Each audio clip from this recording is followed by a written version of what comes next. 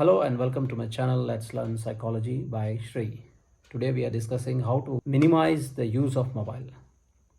I'm not saying mobile addiction, because once it is considered as mobile addiction, then you need professional help and proper counseling for that.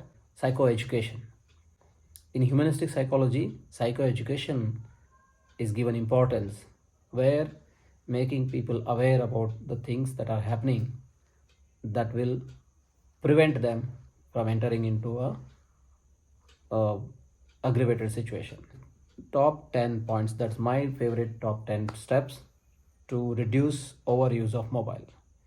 And the sixth one is very important. The first one is set clear boundaries. Children should be aware that when they can use and when they cannot, what is the time limit they have, and for what purpose they can use. All those things should be clearly told to the children. That is what setting clear boundaries. Then comes lead by example. This is based on psychology theory, that is observation learning. Children learn a lot by observing us, so leading by example is one of the difficult but most important part if you want to reduce the amount of time your children are using on mobile. So leading by example means you don't use mobile on dining table and in the bedroom before sleep and all. So while talking to the children, don't use mobile. While talking to your parents, don't use mobile. So these are all the things that they will learn, and many more things like that. So leading by example is one good step. And the third one is encourage balance. In my experience, I think balance is one of the most important thing we all need to learn. So balance, like, so what is the number of hours you are supposed to sleep? What is the number of hours you are supposed to give it to work and family and children, recreation, entertainment, and all those things? This all should be balanced. In Sanskrit, there is a quotation, Ati Sarvatra Varjayet. Everywhere something is ati, more than required, that becomes poisonous. Even poison, if it is used more than that. So ati adare amritavu visha. In Kannada we say, even it is taken in more quantity, even amrita will also turn into poison. So that balance is one important thing. Then the fourth one is create tech-free zone, making our home, some parts of our home as tech-free areas. Tech-free zone means no mobile, no laptop, no tab, not even TV, nothing is allowed in that place. That is tech-free zone. My best suggestion will be bedroom and dining table can be made as tech-free zones. Rest, you family can together sit and discuss which are all the places they want to make tech-free zones. Then comes the fifth one, that is use parental controls. So parental control option is there in every, more or less every device, even in TV.